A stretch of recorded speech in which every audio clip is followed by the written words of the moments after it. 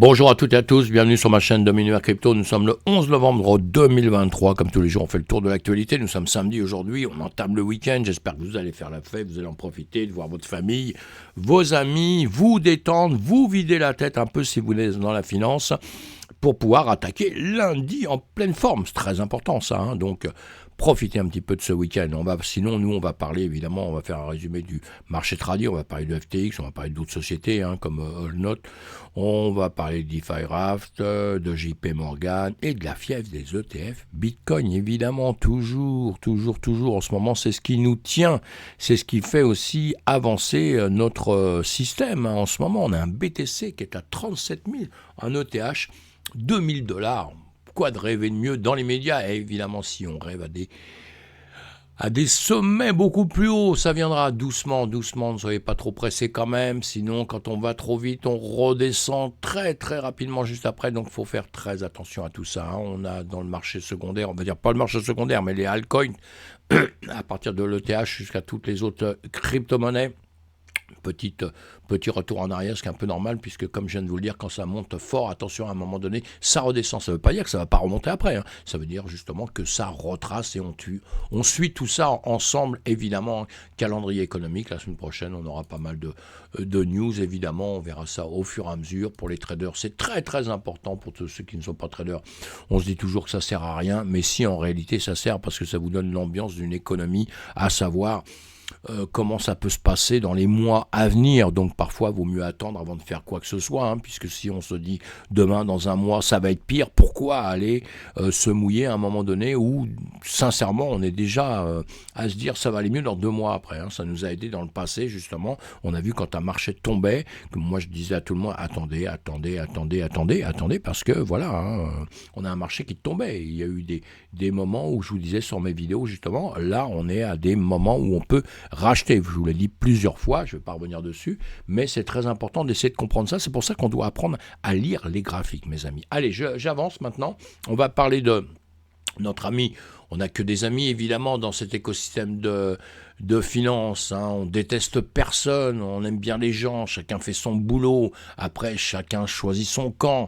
Ça, c'est comme pour la politique, c'est pour tout le reste. Et on n'oubliera pas aujourd'hui d'avoir une pensée pour tous les gens qui sont tristes, tous les gens qui sont morts et tous ceux qui vont souffrir toute leur vie parce qu'ils ont perdu des gens dans leur famille à cause de guerres qu'on a en Ukraine, qu'on a maintenant Hamas, Israël, et qu'on a dans d'autres endroits du monde aussi. Beaucoup d'endroits souffrent, donc on pense un petit peu à tout ça et on essaye de vivre en paix, mes amis. C'est ça qui est très important. Allez, Janet Yellen exhorte la Chine à intervenir contre l'approvisionnement d'équipements pour la guerre russe. La secrétaire du Trésor américain, Janet Yellen, a exprimé ses préoccupations concernant les entreprises chinoises qui pourraient contribuer à l'effort de guerre russe en contournant les sanctions occidentales. Les Américains qui décident toujours de vouloir diriger le monde entier, mes amis. Oui, bon, ça un peu chaud quand même. Lors de la réunion avec le vice-président ministre chinois Li Lifen, Yellen a souligné la nécessité d'empêcher l'envoi d'équipements utiles à l'armée russe. Elle a mis en garde contre d'éventuelles sanctions contre les entreprises impliquées et a insisté sur l'importance d'une action chinoise contre cette pratique, tout en précisant que ces entreprises sont privées et que leur implication n'est pas nécessairement connue du gouvernement chinois. Bah oui, mais bon, allez, les Américains veulent diriger ce qui se passe en Chine. Ils ont déjà essayé de le faire depuis longtemps, et depuis le 19e siècle, on intervient là-bas en voulant les diriger, les commander, mais bon, on a bien compris avec le temps qu'ils font ce qu'ils ont envie de faire, et voilà, et c'est aussi ça, la liberté dans le monde, même quand on est contre quelque chose, les autres ont le droit de penser, de faire comme ils le désirent. Et évidemment, quand on est contre toutes les atrocités qui peuvent survenir à cause de tout ça, mais voilà, c'est tout. En tout cas, les Américains n'ont pas à, je le pense, ça je me mouille un peu, mais les Américains n'ont pas à vouloir détenir le monde quand même, soi-disant la démocratie américaine, qui est vraiment la démocratie américaine. On a chacun la nôtre aussi en démocratie, on le sait bien aussi.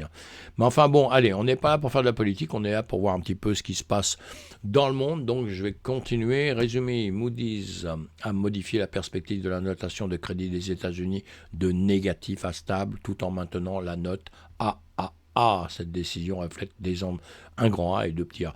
Cette décision reflète les inquiétudes concernant les déficits budgétaires élevés et la gestion de la dette des États-Unis.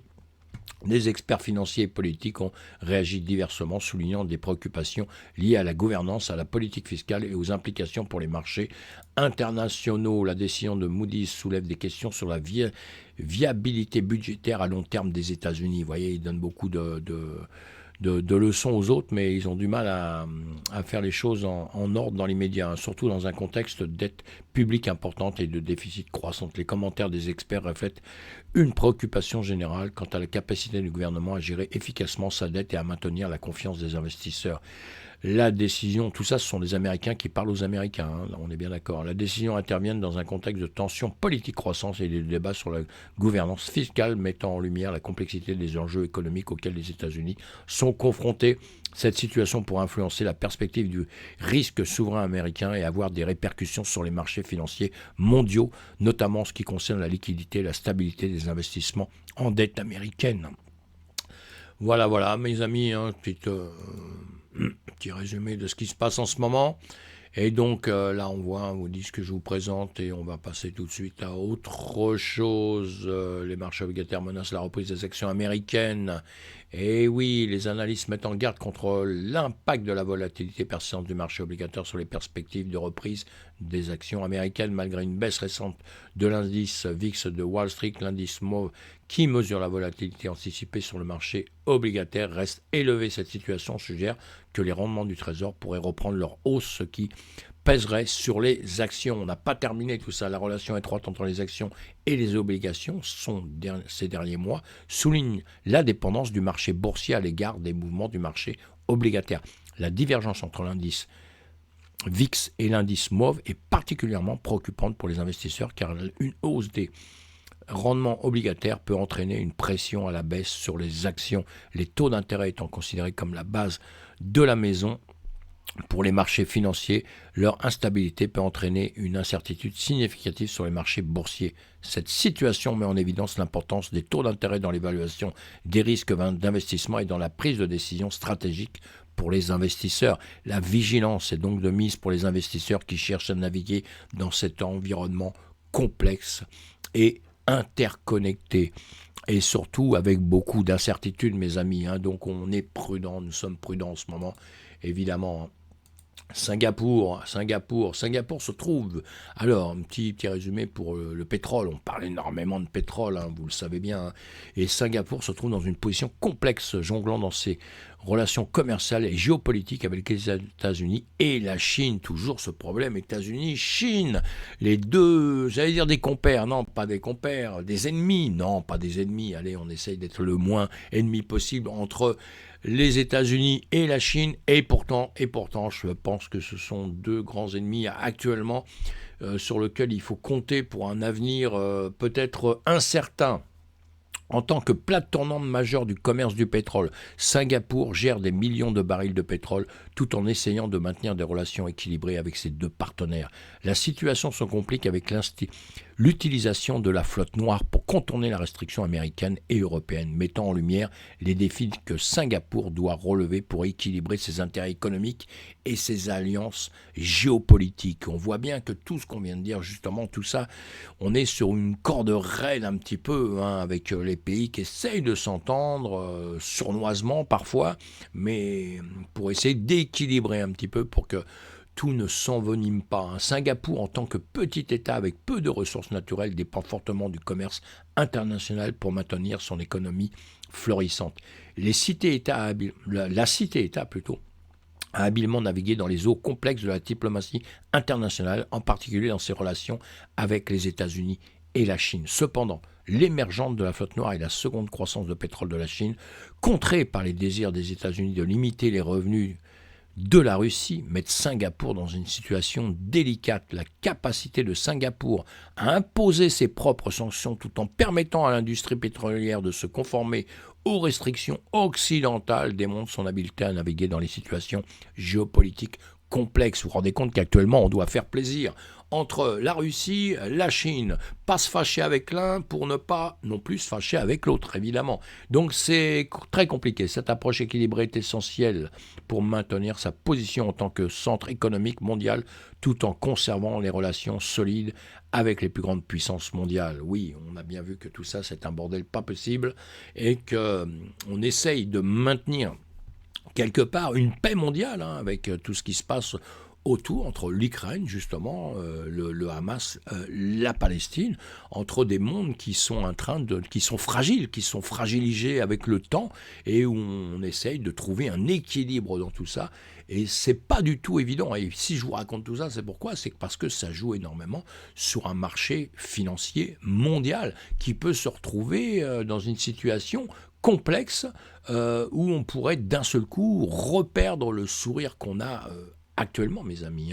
Allez, j'avance, on continue, on regarde juste sur les graphiques en une seconde un petit peu ce qui se passe. Les graphiques très importants, très très importants. Si vous apprenez à lire les graphiques, vous n'aurez même pas besoin d'écouter des news, vous voyez tout de suite les situations dans le monde. On a le gold ici, le gold en journée continue toujours à descendre, le S&P 500 qui a repris le sourire, on voit bien, le Nasdaq aussi a repris le sourire, et le BTC, alors lui s'explose, il s'éclate, il est content comme tout.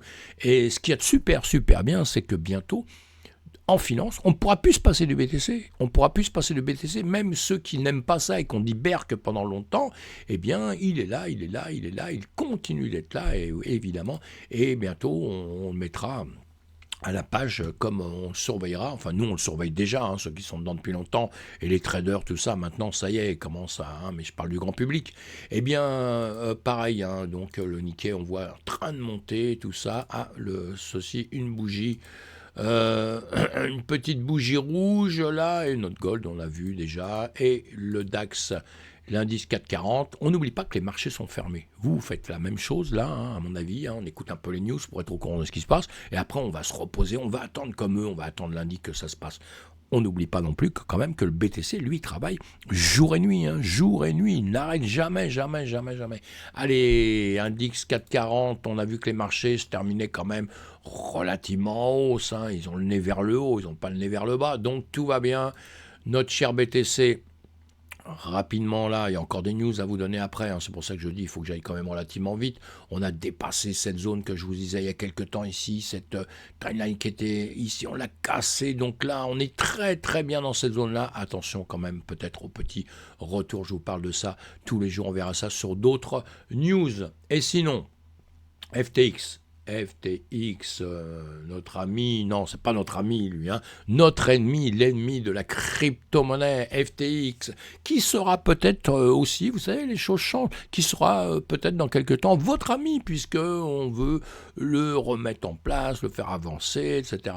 Peut-être que bientôt on dira, ouais, FTX c'est grandiose, alors que là, dans les médias, en tout cas, c'est pas vraiment les paroles qu'on peut avoir. Allez, les conseils en faillite de FTX ont intenté une action en justice contre Bybit Fintech Ltd et de deux sociétés affiliées, Mirana Corp et Time Research Ltd, pour récupérer les actifs d'une valeur d'environ 953 millions de dollars qui ont été retirés de l'échange cryptographique de Sam Bankman-Fried avant sa faillite. Le procès déposé par le Delaware allègue que Mirana avait des privilèges spéciaux et a exercé une pression sur FTX pour retirer les fonds alors que d'autres clients attendaient. À suivre tout ça, évidemment, l'affaire FTX, c'est en cours, donc ça se fait, mais on a vu que c'est pas encore terminé, et c'est pas prêt de se terminer, je pense. Le prêteur de crypto en difficulté, Allnote, entame sa liquidation à Singapour. Bon, bah voilà, la société confrontée à d'importantes pertes financières et la résistance de ses créanciers a tenté d'éviter la liquidation en se plaçant sous gestion judiciaire et en réduisant considérablement son personnel. Allnote avait perdu significativement dans le protocole Arcor de Terra USD et détenait des actifs dans la bourse FTX, désormais en faillite. Voilà, c'est chaud, Donc elle est en cours de liquidation suite à une ordonnance déposée par ses directeurs justificatifs judiciaire plutôt. Et donc à suivre, j'ai du mal le samedi matin, faut pas m'en vouloir, je me suis couché très très tard, et puis toujours un peu enrhumé, mais quand même, je commence à avoir la forme. Lundi, ça va être extraordinaire les vidéos, puisque je serai en pleine forme. La plateforme DeFi Raft suspend la frappe de son stablecoin après avoir reconnu une vulnérabilité. Voilà, elle a suspendu la frappe de son stablecoin après avoir été découvert une vulnérabilité de sécurité. Un pirate a réussi à frapper 6,7 millions de R non garantis et les a convertis en Ether qui ont été envoyés par erreur à l'adresse nulle. Cette faillite a entraîné une chute significative de la valeur du stablecoin R qui s'est détaché de son ancrage à 1 $, tombant jusqu'à 0,18 avant de remonter.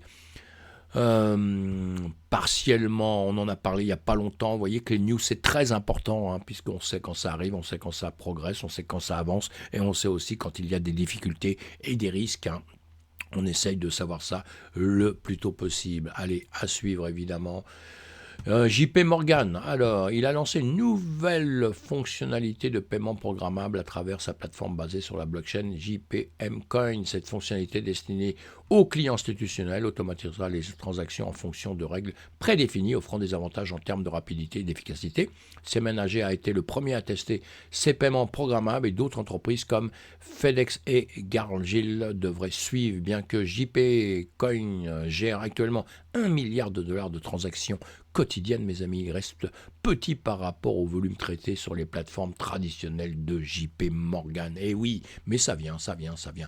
Allez, dernière news là pour ce matin, le prix du Bitcoin a augmenté de près de 40% au dernier mois, stimulé par l'option croissante quant à la possibilité que la SEC des États-Unis approuve un ETF au comptant. Bien que le processus d'approbation soit complexe, l'industrie attend avec impatience une éventuelle décision de la SEC prévue plus tôt en janvier. La récente augmentation de Bitcoin est également influencée par des décisions judiciaires favorables à l'approbation des ETF basés sur des contrats à terme. ETF.